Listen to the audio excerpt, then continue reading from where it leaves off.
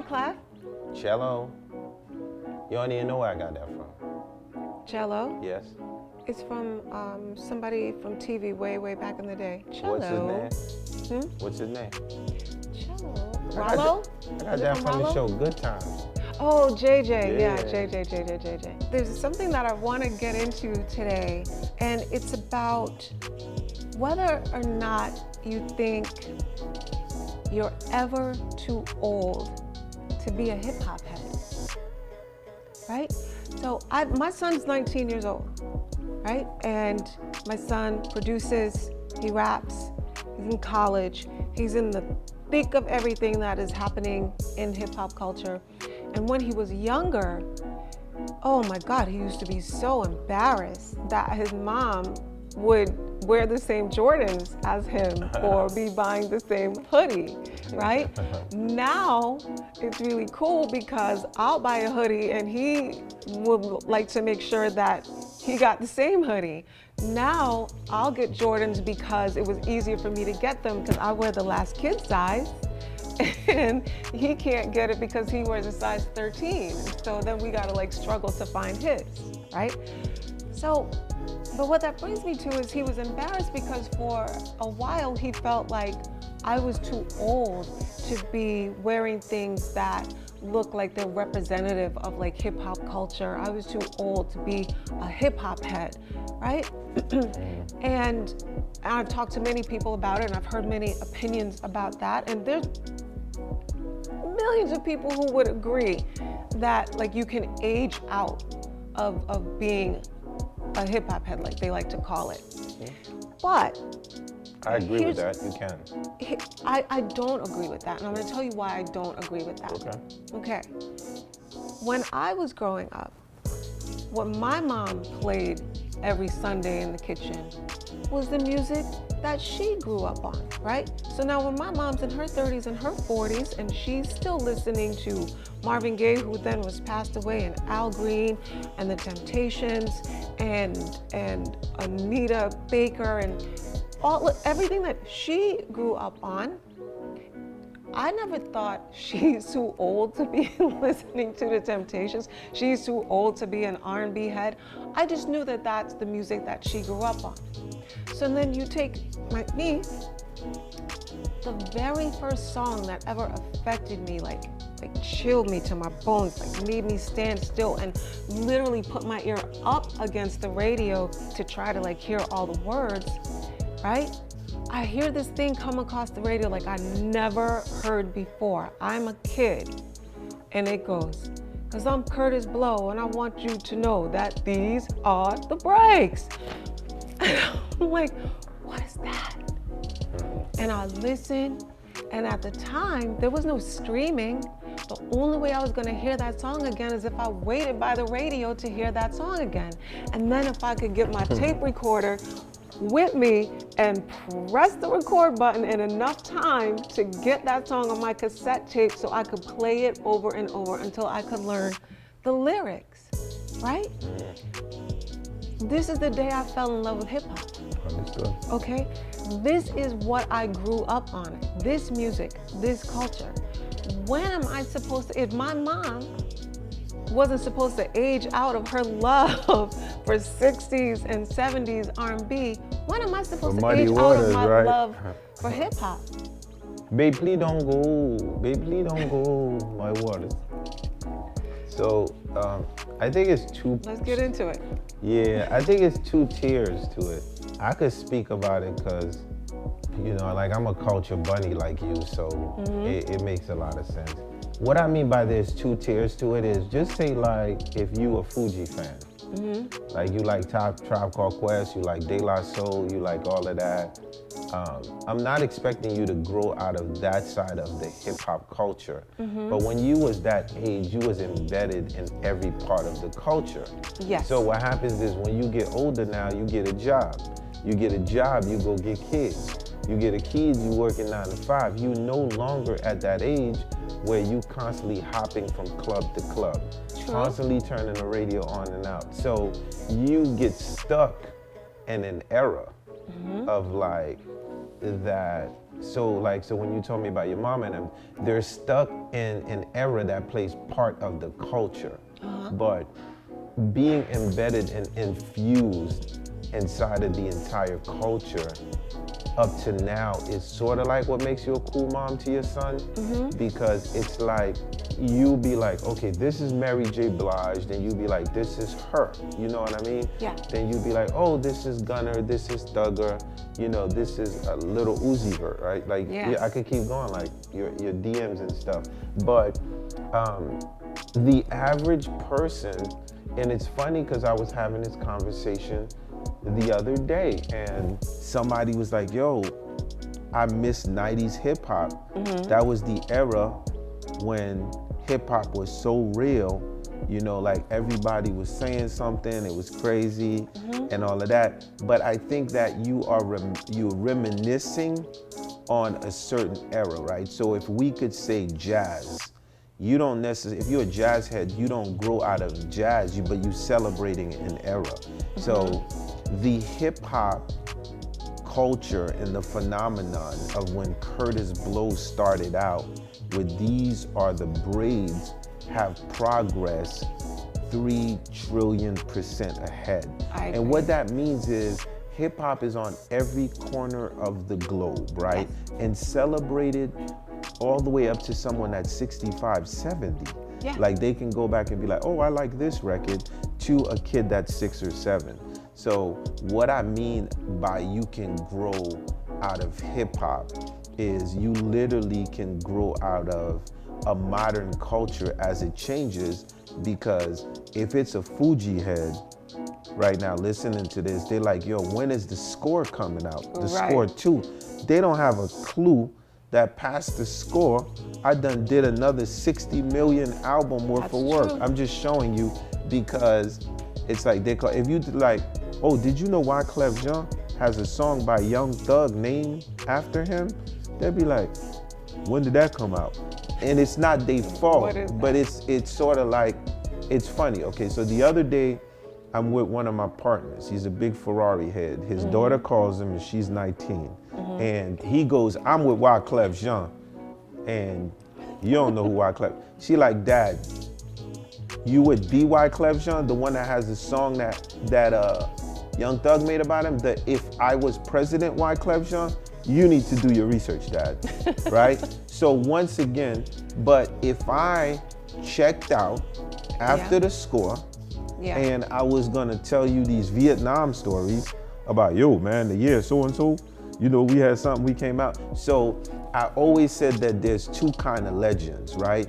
There's the legends that live in that space of nostalgic, where you constantly are thriving to learn. Like if you meet Stevie Wonder, like he's always wanting to know what the next thing is, and he's constantly thriving to do it. Then you have other people that are just content with their era and their music, and they don't want to listen to anything else. So I think with my debate, and when you say you don't disagree, I agree with you 100% that the music that you live by, you live, but what they don't keep up with is the modern culture as it constantly changes. Okay, so see, for me, loving that culture and loving that music doesn't keep me stuck in the era that I fell in love with it.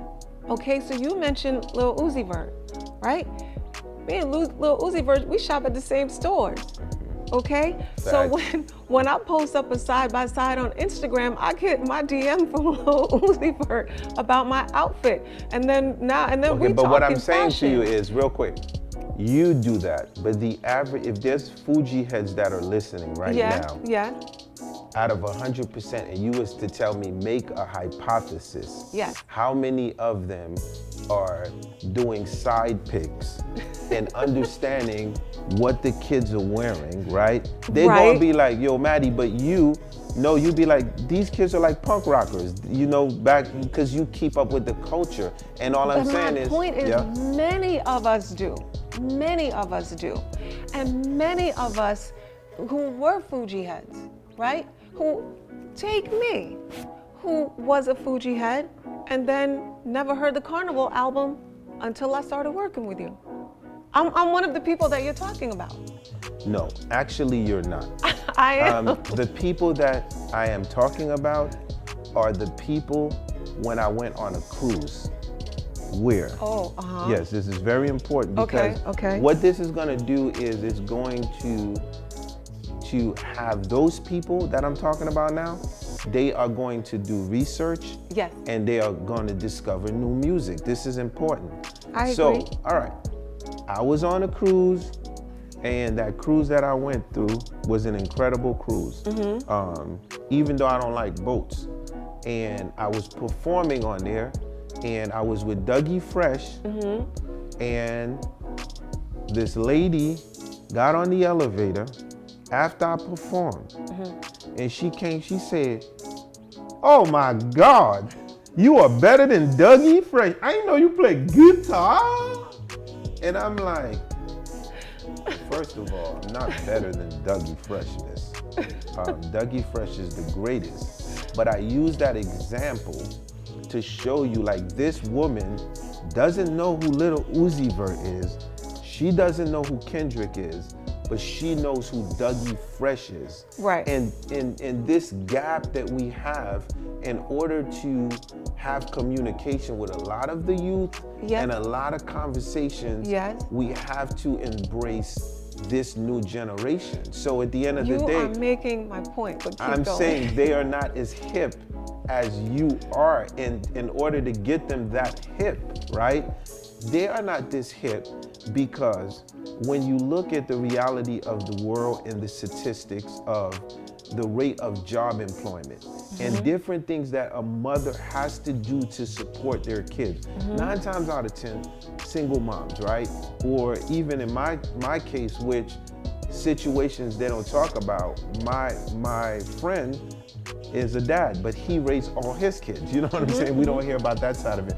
I'm saying that those people don't have time. So at the end of the day, I do feel like they do check out at a certain time. Yeah. That's what I mean. Yeah.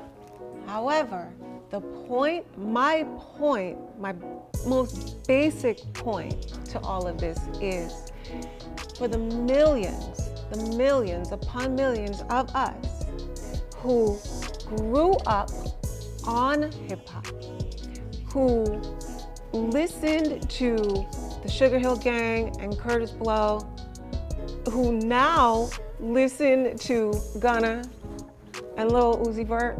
There are millions upon millions of us who still love the kind of music we grew up on. And I don't know if it's about whether or not we have time. It's about we still listen to music, we still listen to radio. So we hear what the new songs are. And for me, the most basic thing I love in a song, right, is, you know what's the most basic thing I love in a song? What to me, like, what's the most important? The hook? The drums. The drums. Like, it's yes, the hook is important, but I am obsessed with drums in any song. Now, it's so important that whoever's listening to this fully understands, like, I am not knocking you and the other million people that you know. I bet you they all are musically and music industry savvy. They are within the culture. Yeah. They understand the pulse of the culture. Yeah. But the average consumer who hasn't been fortunate enough to be like us, to be able to keep up, there is a huge gap. And the thing that we hear and run that back that we want to do is make sure that we close the gap. Yeah. And I'm going to give you one last example. Okay. That gap in that space that I told you about is so real, right? That the combination of what started to close it up was verses. That's a whole nother thing to get No, into. we'll get into it, but all I'm saying is that person was looking at Babyface and Teddy Riley. There's no way they know who Kodak Black is all I'm saying to you. I know who Kodak Black is, and you do, and if you was to make me a bet, I promise you, I'll bet you them Jordans, that you probably get 10% of those people that would know who could even tell you a Kodak Black song. I would be part of it, but I'm just saying. I can't disagree with you. But how about this? The Snoop Dogg and DMX verses, same age range as Babyface and Teddy, right? Snoop and DMX, aren't they in the same age group? No. They are. No, they're not. Yes, they are. No, they're not. They're in the same age group. No. Oh, well, maybe not as Babyface, but remember, Teddy is a lot younger than Babyface. Yeah. Okay. And then all I wanted to say is, and this is good because as we are debating this, yeah, people online are debating just like we're going at it. So that's what makes this dope. But okay, this is what I'm gonna say. Babyface, Teddy Riley, New Jack Swing, yeah. Babyface dominated the whole R&B era. Then, you know, years later, yeah. The Chronic comes, you know, Snoop becomes a phenomenon, DMX becomes a phenomenon. Mm-hmm. So the generation gap is very huge, even with sounds. I was managing sonic. Blackstreet at the same time as DMX music was coming out, 1000%. I know because I used to get in trouble for bumping DMX harder than I was bumping my own stuff. Now, why did you get in trouble? Okay, Snoop. Because I was managing an R&B group. That's what I was listening to. No, because you was embedded in the culture and you always knew what was next. Yeah. Even when people was not moving, they was standing still. Whether if you was telling Teddy Riley, like, look, you know, there's this cat named Jay-Z, you might want to bring him in to write for Queen Pen. Yeah. Whether if it's you bumping DMX, my point is you are a culture bunny, so you are completely embedded in this. But the average person who has no job, you know what I'm saying, and they gotta raise their kids, they grew up on 1 time, 2 times, they done have checked out. This is like our first time to agree to disagree. Of course, My point is the people. You know I gotta start a show, Madeline. The people Maddie, who can were I start my show, watching please? Snoop and DMX, they would know. Many of them would know who Kodak Black is. Can I please start my show? That's my point. Can I start my show now? Yeah, you okay. can. Free Kodak Black, Madeline, this will continue. Love you, bye. Wyclef, thank you so much for having me again on Run That Back. Yeah.